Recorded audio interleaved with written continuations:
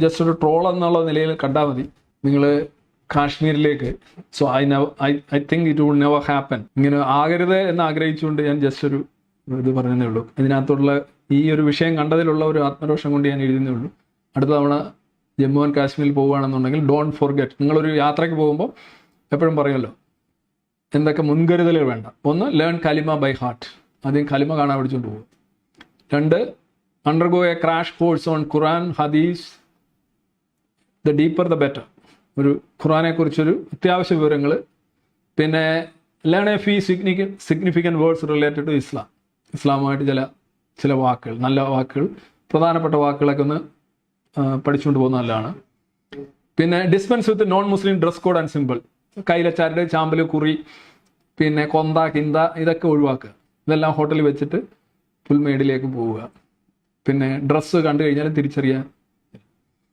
പിന്നെ ഇനി ID card ഉണ്ടെങ്കിൽ ഒറിജിനൽ ID കാർഡ് നിങ്ങളുടെ ടൂർ മാനേജറെ ഏൽപ്പിക്കുക. എന്നിട്ട് നിങ്ങളൊരു വല്ല പ്ലാസ്റ്റിക് എന്തെങ്കിലും ഒരു ടോയ് ID കാർഡ് ഉണ്ടാക്കുക. നിങ്ങളുടെ പടമൊക്കെ വെച്ച് എന്തെങ്കിലുമൊക്കെ വെച്ച് ഒരു പേര്, നല്ലൊരു അനുകൂലമായ ഒരു പേരും കൂടെ സജസ്റ്റ് ചെയ്ത് വെക്കുക. ആവശ്യം വന്നാൽ ഉപയോഗിക്കാനായിട്ട്. ജസ്റ്റ് അത് കഴിഞ്ഞിട്ട് കളഞ്ഞേക്കുക. അല്ലാതെ ഐഡൻറ്റി കാർഡൊന്നും വ്യാജമായിട്ട് ഉണ്ടാക്കണം നല്ലത്.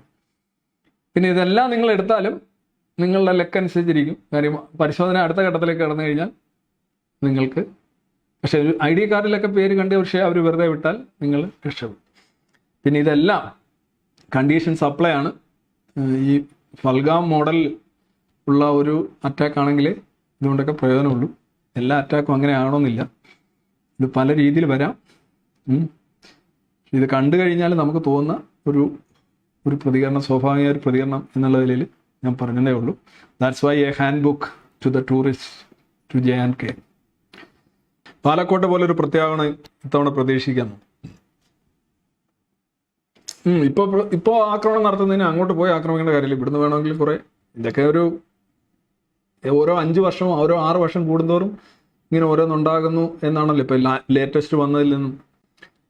നമ്മൾ ഒരുപാട് പൈസയും ഒരുപാട് ആയുധങ്ങളും ഒരുപാട് സേനാ വിഭാഗങ്ങളൊക്കെ അവിടെ സ്പെൻഡ് ചെയ്യുന്നുണ്ട്. സമാധാനത്തോടെ ജീവിക്കാനുള്ള അവകാശത്തിന് വേണ്ടിയാണ്. So as far as India is concern, it's A head Ek. And Pakistan ഒരു പരാജയപ്പെട്ട രാജ്യം എന്ന നിലയിൽ അവരുടെ ഈഗോ ഹർട്ടാണ്. അവർക്ക് ദേഹം നത്തിങ് എൽസ്. പിന്നെ ഇതിൻ്റെ എല്ലാം നോക്കുമ്പോൾ ഈ 2 രാജ്യങ്ങളുണ്ടാവാൻ കാരണം, ഈ കാശ്മീർ പ്രശ്നം ഉണ്ടാവാൻ കാരണം, ഇങ്ങനെ വന്ന് കൊല ചെയ്യാൻ കാരണം, എല്ലാം നോക്കുമ്പോൾ മറ്റു കാരണങ്ങളെല്ലാം അവിടെ ഉണ്ട്. സെറ്ററിസ് പാരിബസ് എന്നാണ് പറയുന്നത്. Other things remain equal. It's this toxic software is causing the problem. ഏതെങ്കിലും ഒരു രാഷ്ട്രീയ പ്രശ്നത്തിൻ്റെ അടിസ്ഥാനം മതമാണെങ്കിൽ അതൊരിക്കലും പരിഹരിക്കപ്പെടില്ല. ഞാൻ നാസികനായ ദൈവത്തിൽ എഴുതിയ ഒരു വരിയാണ്. അത് തന്നെയാണ് പാലസ്തീനിൽ നടക്കുന്നത്. ഒരിക്കലും അത് പൊറുക്കാനാവാത്ത ഒരു മുറിവ് പോലെ. എത്രമാത്രം മനുഷ്യനെ പുറകോട്ടടിപ്പിക്കുന്ന സാധനം. Sir, what was your first reaction when you heard this news? എന്താണ് പറയുന്നത്? ഇപ്പം ഞാനത് കേട്ട് ഞെട്ടിപ്പോയി എന്നൊക്കെ പറഞ്ഞു കഴിഞ്ഞാൽ നമ്മളിപ്പം വളരെ തമാശയായിട്ടോ അല്ലെങ്കിൽ ട്രോളായിട്ടാണ്. See, normally this is what happen. You put yourself in the same situation.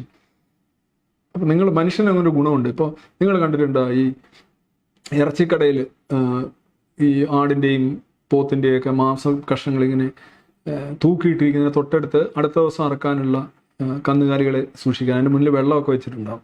പക്ഷെ അതത് കുടിക്കണമെന്നില്ല. അതിങ്ങനെ നോക്കി നിൽക്കും. അതിൻ്റെ ദേഹം ഇങ്ങനെ രോമമൊക്കെ ഇങ്ങനെ കൂർത്ത് ഭയം കൊണ്ടാണ്. ഇത് താനാണോ അറിയുന്നുണ്ടാവും എന്നാണ് ഞാൻ കരുതുന്നത്. എപ്പോഴും നമ്മളൊരു ദുരന്തം ഉണ്ടാകുമ്പം, അതൊരു വാഹന ദുരന്തമായാലും അല്ലെങ്കിൽ ഇമാതിരിയുള്ള മതപരി ദുരന്തങ്ങളായാലും, നമ്മൾ ആ സിമിലർ സിറ്റുവേഷനിൽ നമ്മൾ ആണെങ്കിൽ എന്ത് എന്നാണ് നമ്മുടെ ആദ്യ സോഫ്റ്റ്വെയർ. നമ്മൾ അങ്ങനെയാണ് ചിന്തിക്കുക. അപ്പോഴാണ് നമുക്ക് അതിൻ്റെ ഒരു ഗൗരവവും അതിൻ്റെ ഒരു ഭയാനകതയൊക്കെ ഫീൽ ചെയ്യുന്നത്. നിങ്ങളല്ലേ നിങ്ങളുടെ കുടുംബം അവിടെ ആയിരുന്നാൽ എന്ത് സംഭവിക്കും?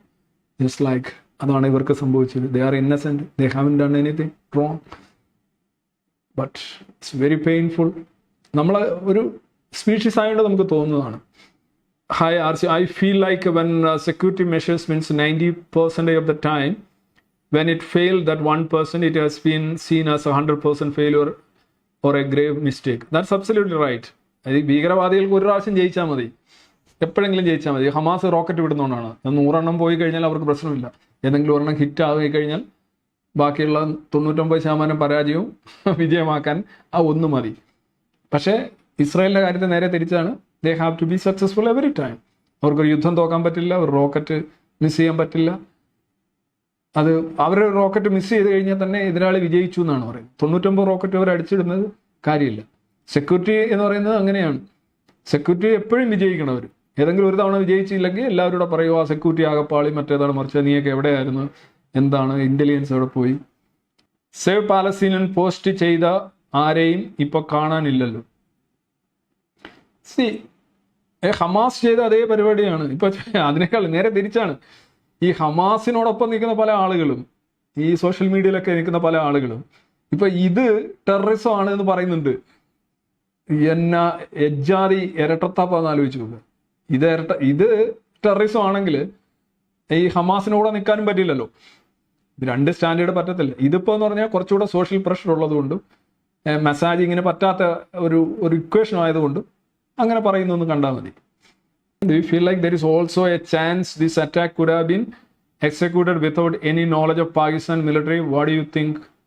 Everything is possible. ആന ചവിട്ടിയാലും ജാവാത്തരില്ലേ. പാകിസ്ഥാൻ ഒന്നും അറിയാതെ നടന്നുകൂടെന്ന് ചോദിച്ചു കഴിഞ്ഞാൽ അതിന് സാധ്യത തീരെ ഇല്ലെന്ന് ചോദിച്ചു കഴിഞ്ഞാൽ തീരെ ഇല്ലെന്ന് പറയാനാവില്ലെന്ന് എനിക്ക് പറയാൻ കഴിയും. എന്നാ ചോദ്യം ഇതൊക്കെ. Sir, Vladimir Putin and Trump was top leaders who supported India for different reasons. മതം മാത്രമാണോ കാരണം? കുറച്ചൊക്കെ രാഷ്ട്രീയമല്ലേ? പാകിസ്ഥാന്റെ ആഭ്യന്തര കലാപത്തിൽ ശ്രദ്ധ തിരിക്കാൻ ചെയ്യുന്നതല്ലേ? പാകിസ്ഥാന്റെ ആഭ്യന്തര കലാപം തന്നെ അടിസ്ഥാനപരമായി എന്താ? പാകിസ്ഥാൻ തന്നെ എന്താണ്? ഞാൻ പറഞ്ഞല്ലോ, ഞാൻ ഈ പരിപാടി തുടങ്ങിയപ്പോഴേ പറഞ്ഞു പാകിസ്ഥാൻ എന്താണെന്ന്. ഈ അസം മുനീർ പ്രസംഗിച്ചുകൊണ്ടിരിക്കുമ്പോൾ അവിടെ മുദ്രാവാക്യം വിളിക്കുന്നുണ്ട്, പാകിസ്ഥാൻ കാ മത്ലബ് ക്യാ ഹെ ലാ ഇലാഹ ഇല്ലല്ലാ. പാകിസ്ഥാൻ ഉണ്ടായത് എങ്ങനെയാണ്? മതം വെച്ച് മുറിച്ചെടുത്ത, മതമാകുന്ന കത്തി വെച്ച് മുറിച്ചെടുത്ത രാജ്യമാണ് പാകിസ്ഥാൻ. ഹിന്ദുക്കളുടെയും മുസ്ലിങ്ങളുടെയും തലയെണ്ണിയാണ് ഇന്ത്യയും പാകിസ്ഥാനും ഉണ്ടായിട്ടുള്ളത്. ഇന്ത്യയിലാവട്ടെ പാകിസ്ഥാനിലാവട്ടെ 1857 മുതൽ ഉണ്ടായിട്ടുള്ള എല്ലാ സംഭവങ്ങളും മതപരം, മതാത്മകം. മതം തന്നെയാണ് ഈ രണ്ടിടത്തും രാഷ്ട്രീയം. മതം തന്നെയാണ് ഇവിടെ രാഷ്ട്രീയം. പിന്നെ പൊളിറ്റിക്കൽ എന്ന് പറഞ്ഞാൽ നിങ്ങൾ വേറെ എന്തോ സാധനം, എന്തോ ചൊവ്വേന്ന് വന്ന സാധനം. എന്താ ഈ പൊളിറ്റിക്കൽ? ഇന്ത്യയിലും പാകിസ്ഥാനിലും ഈ പൊളിറ്റിക്കൽ എന്ന് പറഞ്ഞാൽ എന്താ? ഇത് തന്നെ സാധനം. മതനിരപേക്ഷമായ സാധനമാണെങ്കിൽ അങ്ങനെ നിങ്ങൾ പറയും അത് മതവുമായി ബന്ധമില്ലാത്ത ശുദ്ധ രാഷ്ട്രീയം. അങ്ങനെ ഒരു സംഗതി ആണെങ്കിൽ ഓക്കെ. ഇപ്പോൾ ഉദാഹരണമായിട്ട് റഷ്യയും യുക്രൈനുമായിട്ടുള്ള യുദ്ധത്തിൽ അത് അങ്ങനെ നമുക്ക് പറയാം, അത് മതം ഒരേ മതമാണ്, അവർക്ക് വലിയ വ്യത്യാസമൊന്നുമില്ല. ഒരു സിഗ്നിഫിക്കൻറ്റ് ഫാക്ടർ അല്ല, ഒരു ക്രൂഷ്യൽ ഫാക്ടർ അല്ല. അത് ഈ other things being equal, ceteris paribus എന്ന് പറയുന്ന ഒരു ഇക്വേഷൻ നോക്കുകയാണെന്നുണ്ടെങ്കിൽ ബാക്കി അത് രണ്ട് മതം അവിടെ ഉണ്ട്, ഇവിടെയുണ്ട്, ഏതാണ്ട് ഒന്നാണ്. Russian Orthodox, Ukraine Orthodox, Christianity, okay right. അപ്പോൾ പിന്നെ കാരണം എന്താണ്? അപ്പോൾ പിന്നെ കാരണം അതിർത്തി തർക്കം, കൂടുതൽ ആളുകളെ എടുക്കുക, ജനങ്ങൾ, പൊളിറ്റിക്സ്. അങ്ങനെ ഒരു പൊളിറ്റിക്സ് പറയാൻ ഇന്ത്യയും പാകിസ്ഥാനും തമ്മിൽ ഇല്ലാന്നേ. അതാണ് പ്രശ്നം. ഇന്ത്യയിൽ ഒട്ടും ഇല്ല, പാകിസ്ഥാനിൽ അതിലും ഇല്ല. ഇപ്പോൾ ബംഗ്ലാദേശികൾ എന്തുകൊണ്ടാണ് ഇന്ത്യയെ എതിർക്കുന്നത്? ബംഗ്ലാദേശികൾക്ക് എന്തിനാണ് ഇന്ത്യയുടെ വിദ്വേഷം? ബംഗ്ലാദേശ് ഉണ്ടാകാൻ സഹായിച്ച രാജ്യമാണ്, ഒരുപാട് സപ്പോർട്ട് ചെയ്തതാണ്, അരി കൊടുക്കുന്നുണ്ടായിരുന്നു, എല്ലാം ചെയ്തത്. എന്തുകൊണ്ടാണ് ബംഗാളികൾ, കിഴക്കൻ പാകിസ്ഥാനിലെ ബംഗാളികൾ ഇന്ത്യയെ എതിർക്കുന്നത്? There is no other reason.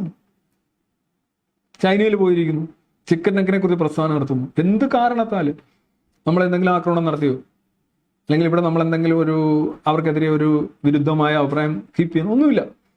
Simply because of this. വേറെ ഒരു കാരണവുമില്ല.